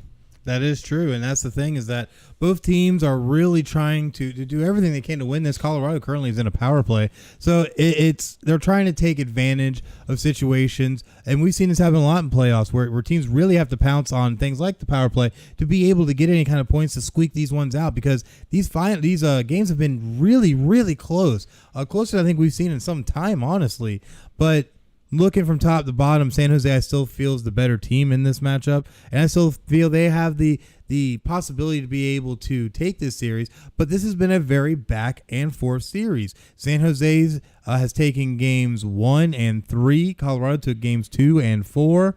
So it's really there's no way to tell really who's going to take this one out. We're near the end of the second period, and they're still tied 0-0 currently. Definitely could have anything happen in any number of ways. Yeah, not a whole lot of power play goals in this series. San Jose has 1, and Colorado has 2. So a lot of them have been even strength. So it's really a credit to how well these guys are both playing on both sides. Even the goaltenders, for as many goals as they've been giving up, they're still both boasting over 90% in saves. So I mean they're playing well. And, it's really going to be a really exciting series the rest of the way. And I'm excited to watch it. I'm definitely excited to watch it too, but they're going to need their playmakers to step up and start scoring some goals if either one of them plans on taking this. Colorado, Nathan's McKinnon, one of their young players. He has 3 goals in this series so far. He's been playing really good for them. When you look at San Jose on their side, they have 2 players that have scored. I cannot get any words out correctly today. I see that. I'm just too damn excited for playoffs. But they have 2 players that have scored 3 goals in this series, in Brent Burns and Logan Couture. So it's really interesting. They have the sticks there, and Colorado just scored, taking the 1-0 lead. Taking a 1-0 lead before the end of the second period. So definitely real exciting coming up. The left side of the ice, right side of the ice, depending upon your perspective. I believe it's Getting the right the goal side. in. Well, yeah. Believe that's From the this right perspective, it's the right side. Okay. Okay. Whatever. It's okay. It's been a long day. But anyways. They definitely need to continue to get that solid play out of Logan Couture. And Evander Kane is another guy that he's been one of the stars of the league for a few years, even coming up to joining the San Jose Sharks. So they really need to get continued great play out of those guys. And a name that I'm pulling for, I'm hoping has a solid postseason. Who's had a decent postseason already? Gustav Nyquist, one of their right wingers who was acquired from the Detroit Red Wings earlier this year. He's a very good wing, having watched him the last few years in Detroit. But he's got one goal already in this series, 2 assists. So they're going to need some solid play out of their wingers if they really want to take this series. Oh, most definitely. But it's definitely going to be a real exciting series, and definitely can watch their next game. Well, they're playing right now, but their next game will be, I believe, also on Monday. So definitely make sure that you check that one out. But looking also in the Western Conference, our other matchup between the St. Louis Blues and the Dallas Stars, and talk about a series. This one has been exciting. Currently, Dallas holds the lead 3-2 in the series, with their next game being Sunday night, May 5th in Dallas. That's going to be tough. And that's going to be tough because this is elimination time now for St. Louis. And if St. Louis wants to hang in here and have any shot of winning the series, they need to win this game on the road. Because at one point, St. Louis did have a 2-1 series lead, and Dallas has now won the last 2 to take this lead. So if they don't get the ship righted, they might be going home empty-handed. And Dallas closed out their series against Nashville in Dallas in the first round. So I wouldn't be surprised if they close this series out yet again. Looking at these matchups, this is actually the year of the wild card team. It really is. I mean, you've got Dallas, who is they've got the lead in their series. Colorado has the lead in Game 5 against San Jose. They're a wild card. Carolina Hurricanes have already made the Eastern Conference Finals. And then Columbus, of course, is still in the series, even though they're down 3-2. They're the other wild card team that's still in it. But this series between these two, Dallas and St. Louis, has been so back and forth. Just as you mentioned, it's just been each team has won on the road in this series, which is why it's such an intriguing matchup. And with Game 6 coming up on May 5th, which would be Sunday, yes, that is going to be a huge game. Oh, it's going to be so huge, and they really need to try and get something going on St. Louis side, because if they don't, they're going home. And I really would like to see St. Louis try and pull this one out, because I want to see one of these series hit 7 games. Let's get one of them, just one. Just one. Just one. We might, but I think it'll be this series actually, the Colorado and San Jose series. But the big player, the big key player for Dallas in this is Zuccarello from Dallas. He's got 6 points, all assists in this series. So I mean, if you really think about it, they played 5 games. He had a point in every single game, and that's huge. And Roop Hintz, their left wing, also their other left winger, he's got 5 points, 3 goals, and 2 assists in this series. 5 points in 5 games. That's pretty good. You know you're doing pretty well if you can get at least a point every game out of your offense. Definitely. But one thing that St. Louis doesn't have is that they haven't been able to get guys to get points like that. But the main guy who's been able to come out and be any kind of consistent, Jaden Schwartz, the center. He has 3 goals, 1 assist, sitting on 4 points. Colton Parayko, we're gonna have to do an NHL name test. I already see it coming. Where he has, he has 3 assists. Ryan O'Reilly, he has 4 assists. Vladimir Tarasenko has 3 goals. So they have guys who can get there. They're just not able to get as much production as Dallas, and that's going to be the big tail of the tape for this. Is St. Louis going to be able to rise to the occasion to reach Dallas's level, especially playing in Dallas? Yeah, there's a lot of you're going to have a lot of smart play out of both sides here, because I mean, you're looking at penalty minutes. Dallas has got 46 penalty minutes. Yeah. Jamie Benn has 10 by himself. So, I mean, if you're Dallas, you really got to hope you really got to hope that you don't get into trouble in the penalty box. If you want to try to close out this series, that's the key. And if you do get in the penalty box, you had 46 penalty minutes in this series. You got to have a strong penalty kill if you want to win. Definitely, because that's going to end up probably being one of the difference makers if that were to happen. But we'll definitely see how that works out. But you know something that always works out? All these great sponsors we have on the Podcast City Network. They love us so much, just as much as we love them. So definitely make sure that you check out all the great sponsors we have at Podcast City Network as we cut the break. But definitely make sure you join us back, because when we come back, we're going to have some Major League Baseball news and, of course, Give or Go. So definitely make sure you stay tuned. We'll be right back. The following support and sponsor Podcast City Network. City Limits Tap Room, sports bar in DeLand, Florida, has brew on tap, serve food, the grilled cheese is excellent. For upcoming events, check out City Limits Tap Room on Facebook.com/City Limits Tap Room. Atlantic Sounds has thousands of new and used vinyl records and CDs. If they don't have it, they can order it for you. Same location since 1982. For more updates on what's new, check out Atlantic Sounds on Facebook.com/Atlantic Sounds Vinyl. Sports Sanity Customs have worked with organizations from custom embroidering polo shirts to jerseys for your kids' baseball team. They do it all.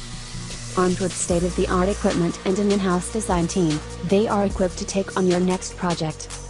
Visit their website to learn more, sportsanitycustoms.com. Visit Sports Sanity Customs on Facebook.com/Sports Sanity Customs. 3-Count Design offers a wide range of graphic design products, video, photography and other forms of media. Everything from t-shirt designs to websites.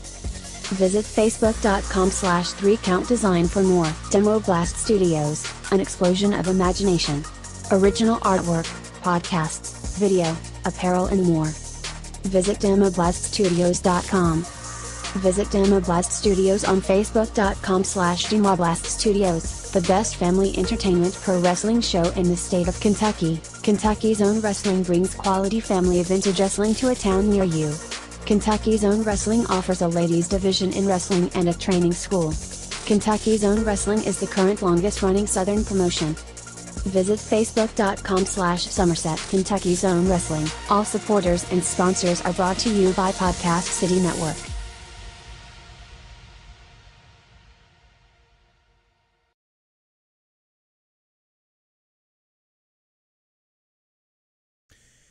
And we are back here on Final Score of the Podcast City Network. Make sure you check out Podcast City Network at podcastcity.net and on all of their social media offerings on Twitter at Podcast City Net and on Facebook. Which one am I on now? /Podcast City Official Network. I don't know. I'm all over. Don't mind me. Anyways, we are back here on Final Score now that I can get myself together, and we're going to talk a little bit about our best of the week in Major League Baseball. What do you got for us? The big story that's been around Major League Baseball this last week is the much awaited debut of Vladimir Guerrero Jr. for the Toronto Blue Jays. He finally made his big league debut, was going to start beginning of the season. Injury kind of held that off, had some rehab starts in AA and AAA. Finally, on Friday, April 26th, had his debut at home against the Oakland A's. Kind of struggled to start. He was 0 for 3 to start. He had a line out, he had a ground out, he had a fly out. But he came up clutch in the 9th inning. His first hit led off the 9th inning, ended up getting a double, and he set up the game-winning run. Talk about clutch. That's awesome stuff. And it's great to see Vladimir Guerrero Jr. out there making that debut, especially considering what his father meant to the sport for so long. It's really great to see the lineage be able to come out and make some noise. Definitely. He did really well in that moment, and he just needs to get up to speed now. He's not off to such a great start since. He's only batting 174, doesn't have any home runs or RBIs. He struck out 7 times, but he has drawn 3 walks. So I imagine with him rehabbing that injury, he's going to need some time to adjust. But congratulations to him on making the debut in Major League Baseball. So that's one of my best of the week. Definitely. That is awesome. But because we know that you have your commitment issues. We know that you have a second best of the week. I'm just double dipping today. You know what? Not just once, but you're going to get it twice from me. So, Chicago Cubs, you get my best of the week, round 2. 5-game win streak, which is the longest in Major League Baseball. They're 8-2 in their last 10. Oh, it's tied for the best in Major League Baseball with the Arizona Diamondbacks. 15-5 in their last 20. Also best in Major League Baseball. Oh, yeah, during that 10-game win streak, they've scored 56 runs. They've only allowed 30 runs, 2 shutouts in back-to-back games, and the teams they've beaten in this stretch are teams that are no slouches. They've beaten Arizona Diamondbacks, who I said are the best, tied for the best in the last 10 games. Handful of their losses are all to the Chicago Cubs. They were 3-1 against Arizona, who are sitting second in the NL West. They beat 2 out of 3 with the Dodgers, who are first in the NL West. They swept a 2-game series against Seattle, who's second in the AL West.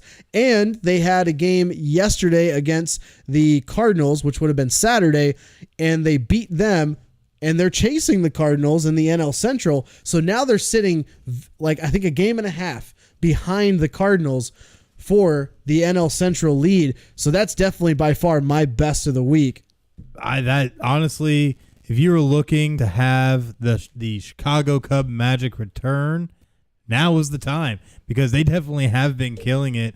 And I'm just really happy to see how well they've been doing, because I didn't really feel at the beginning of the season they could be a team that could get all the way there, but you never know. But 15-5 in their last 20, definitely not bad. They're 18-12 overall, only sitting a half game back right now of St. Louis. So definitely quite interesting to see how that one will play out. But for my best of the week, you know what I'm going to go to. I already know. That's right. Chris Sale finally gets his first win of the season with a dominant showing in a great 6-1 win over the Chicago White Sox this past week. Ended up pitching 6 full innings, had 10 strikeouts, didn't allow a single run, and only walked 1 batter. And going into this game, he was 0 for 5 in all of his starts and carried a 6.3 ERA going into the game. But now I think he's starting to get back to his old form. He really struggled. Oh, it was bad. It was tough to watch. But you know what, though? If he can keep this up, it could be one of the greatest turnarounds from having such a dismal start to possibly a great, strong finish. Telling you, watch out for the Red Sox. You're saying it's one of the greatest turnarounds in MLB history? Not in MLB history. This season. I'll say this season. Okay. Maybe I can. That's what I'm saying. Hey, come on now. We're early yet. I mean, it's still early. He's only had 5 starts. 6 starts now. He got that win. That is 6 starts, sir. But in all seriousness, congratulations to him. He definitely need to get that monkey off his back. He was struggling so mightily throughout the beginning of this season. And he even said it himself in a bunch of his post-game interviews that he doesn't know what to do. He's at a loss for words. He's frustrated. He doesn't want to let his team down. He even said he's letting his family down by not performing the way that he knows he can perform.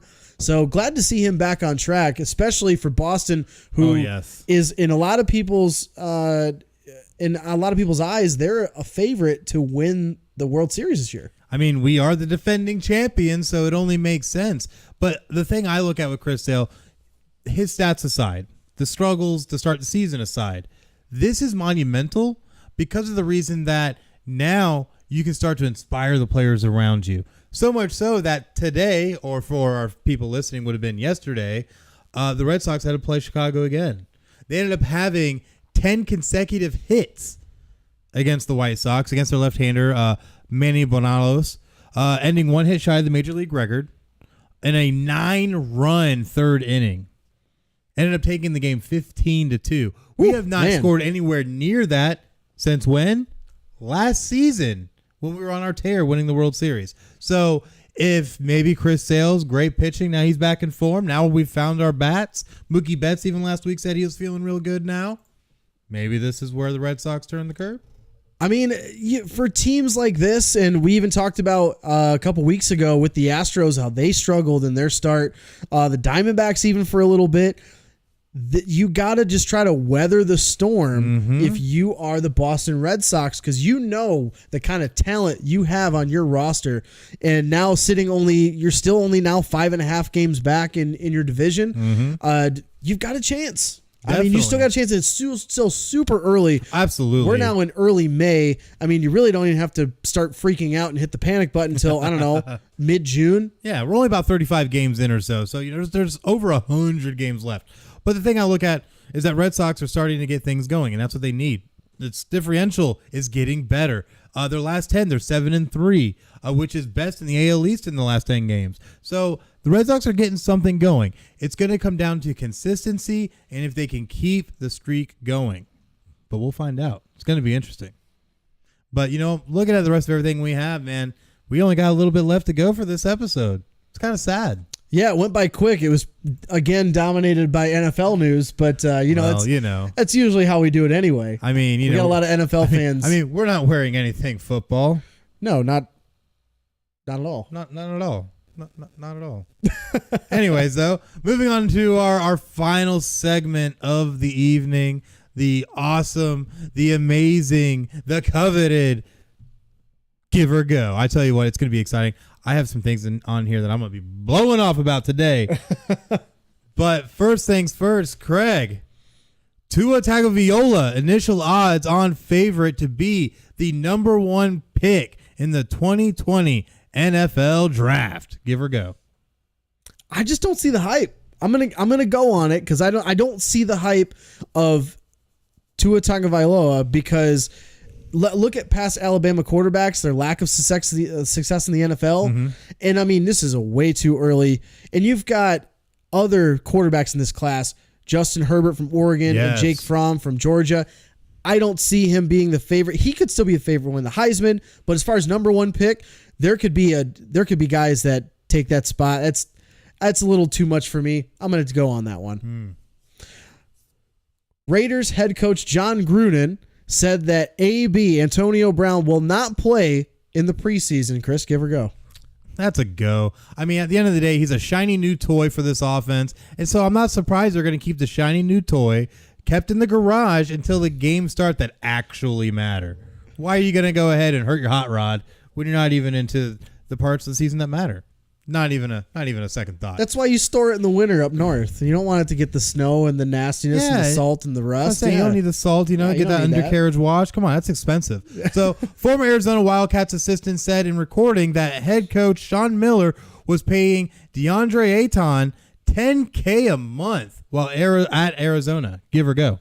Pump the brakes here. We got to talk about this for a second. That's a give for sure. Alrighty. While it's not much of a surprise because the investigation into corruption in college basketball, this issue runs rampant. But it's huge because this former assistant was on the phone saying that in this wiretap that Miller was in fact paying Ayton $10K a month, and that any less than that wasn't going to bring him to Arizona.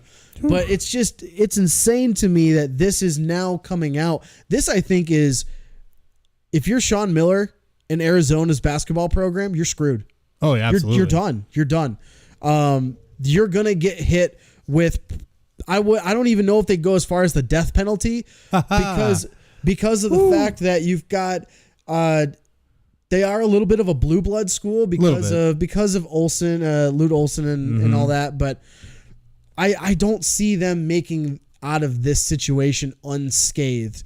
There is no way. And I can't wait. Unfortunately, I think it's also going to come to another blue blood school in Kansas. I think they're going to get hit because of the Sosa situation for them. But this is just yet another domino falling in this case, and it's pretty scathing in my opinion. There's no way Sean Miller gets out of this alive. Oh, definitely doesn't. There's no way he gets out of this. Last one for the night. Pat Mahomes, the MVP last year in the NFL. He is named the cover boy, the cover athlete for Madden 20. Is there a Madden curse here? Is he going to be affected? Give or go? Oh, this is a complete give, because the Madden curse fans, if you are listening, the Madden curse is real. And if you don't believe in the Madden curse and you make it on the cover of Madden, it's going to bite you. It's going to bite you hard. Gets most people. It gets most people because, honestly, if you're looking back through it, even if you look back all the way back, all the way back. Very first cover athlete. Very first cover athlete. Do you remember who that man was?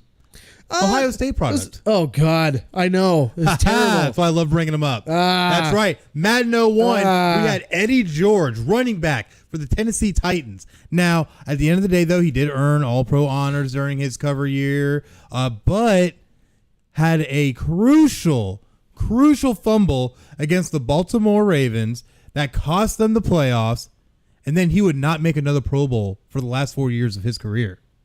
That was a tough loss for them. And that's where the Madden curse really started getting going, because it really started hitting guys like Dante Culpepper, who ended up going 4-7 as a starter during his cover year with only 14 touchdowns. Then he had the injury, and then he just kind of fell off the map. Yeah, exactly. He had Marshall Faulk, who failed to eclipse 1,000 yards rushing that season for the first time in 6 years.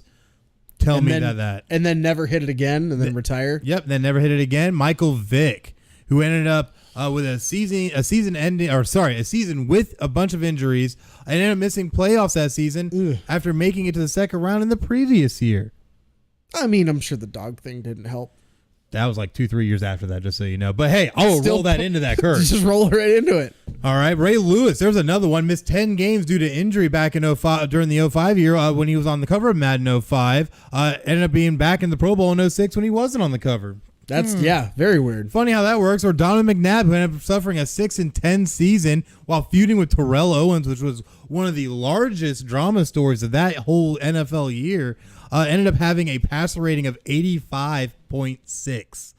That is not Donovan McNabb numbers. Yikes. That's not good. Yes, and so, just to kind of just show out, Sean Alexander, another one, rushed for fewer than 1,000 yards his cover year. Vince Young ended up throwing 9 touchdowns to 17 picks. Complete bust. And was out of football just 4 years later from when he was on the cover. Troy Polamalu ended up being sidelined for 11 games by injury, missed playoffs. Peyton Hillis went from rushing. I laughed so hard when that happened. This is great. This is Madden 12. If you don't know about Madden 12, Peyton Hillis, who was a Cleveland Browns running back at that point. He was a fullback earlier in his career. Throwing that back to the beginning of the show. When fullback still mattered in some way. But that one, if I remember correctly, was based on a fan vote. This one was based on a fan vote because there was a lot of other cover athletes they thought really could have been that guy, but just didn't work out that way. But he went from rushing for almost 1,200 yards and 11 touchdowns to just 587 yards. If I remember correctly, that's the only year that he got even close to those numbers. He didn't have it either before that 1,100 year. No, it was one of those special years. He just had one really good year. Now, in a lot of these lists that people see, it's really crazy when you start looking at a lot of these players. A lot of guys like Richard Sherman who end up having injury issues, or a lot of people say Tom Brady. Now, this is one we are going to talk about. We will fight. We will fight. We will fight. The machine, formerly known as Tom Brady and now known as TB12, was on the cover of Madden 18, which in my opinion is one of the best Maddens they've had. However, he did have an MVP year, looked great, all that good stuff. MVP. Even though he threw less touchdowns and less yards than Carson Wentz, who played 3 less games. But I'll overlook that. But at the end of the day, you know where Tom Brady's curse came in? Did Carson Wentz finish the season, though? No, but there was this guy. What was his name? Oh, yeah. Nick Foles, who stepped in. Nick Foles was a better quarterback than the Eagles to the promised land in Super Bowl 52, putting the exclamation point on Tom Brady's curse of not being able to beat the NFC East anymore. See, I don't think that's much of a curse there, because Brady got the MVP year. You could be like, oh yeah, Carson Wentz, he had more touchdowns and more yards, blah, blah, blah. Who saved your season? Nick Foles. Thank you. Game over. Doesn't matter. I win. You know what? Did Tom Brady get that 6th ring to finish the Infinity Gauntlet against the Eagles? He got it the next year. No, we totally Tony Starked him and totally found a way to win and bring home the Lombardi. But at the end of the day, though, the curse still continues. Antonio Brown, our most recent cover athlete, ended up having all that drama in Pittsburgh and is now going to be playing for the Oakland Raiders. So Patrick Mahomes, you might want to watch out. Could end up injured, maybe a down year. We have heard of sophomore slumps. So Even though technically you'd be a junior, but didn't play his first year. Yeah. He redshirted. But I mean, he did an NFL redshirt. It's all good. But Patrick Mahomes might need to watch out. Yeah, I mean, there's a couple others. I mean, people that have actually avoided it. Odell Beckham's one of the big ones. I mean, in 16, he still had a solid year, but he just he didn't have like the postseason success or anything. But I mean, he still had a solid year. Other than that, of the list of other people on there, Brett Favre in 09, that was the year that he was going to retire with the Pack, and then said, you know what, I don't want to. And then they said, well, we don't want you because we're going to play Aaron Rodgers, this quarterback we drafted. And he's been sitting for like 2 years. For a couple of years.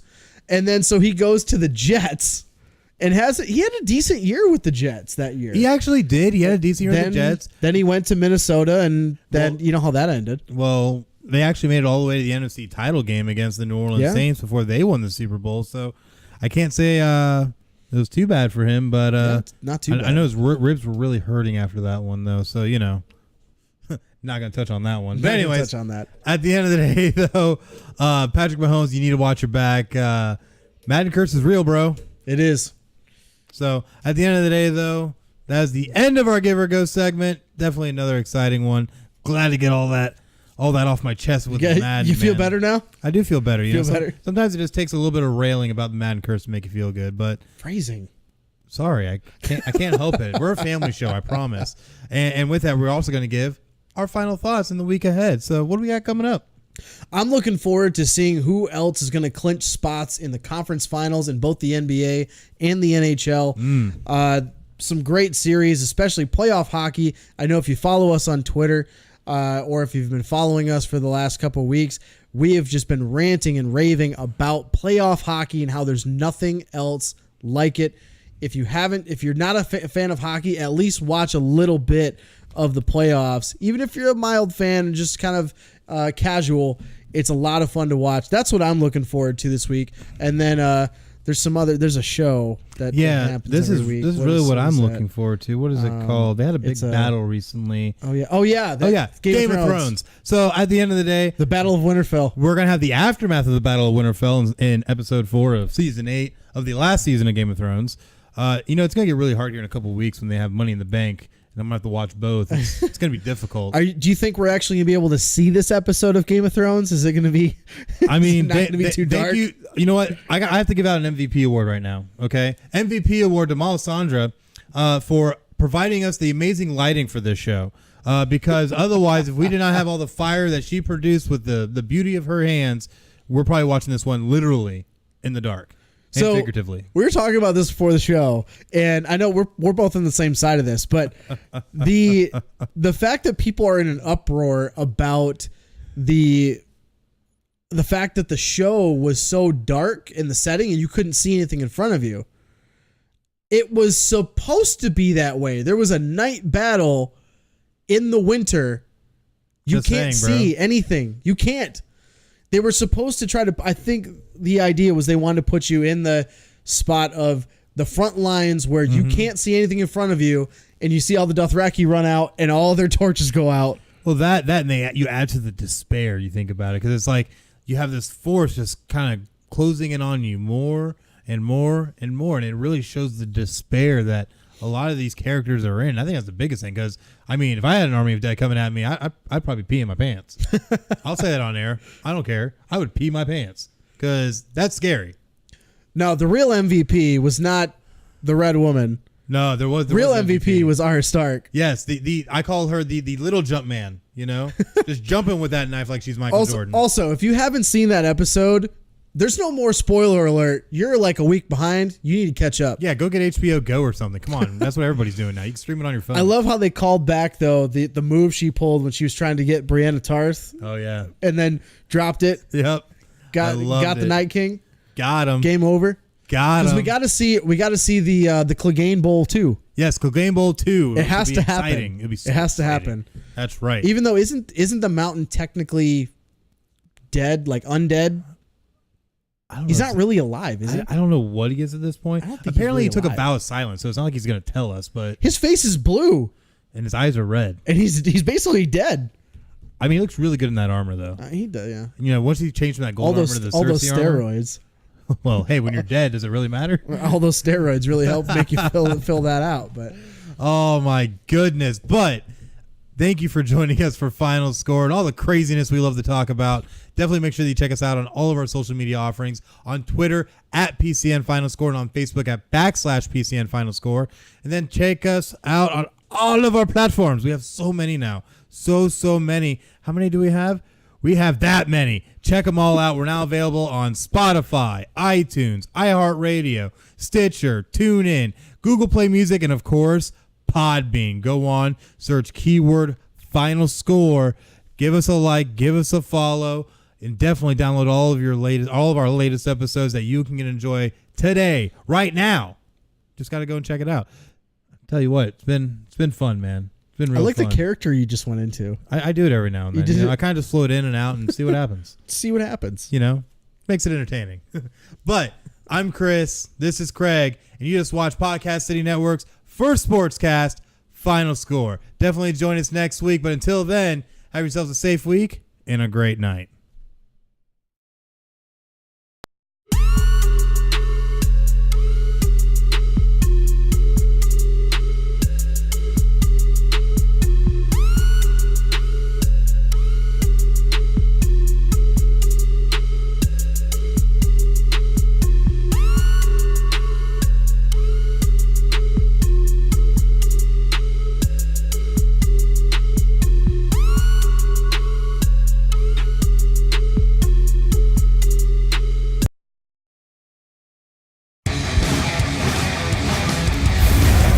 Podcast City Network.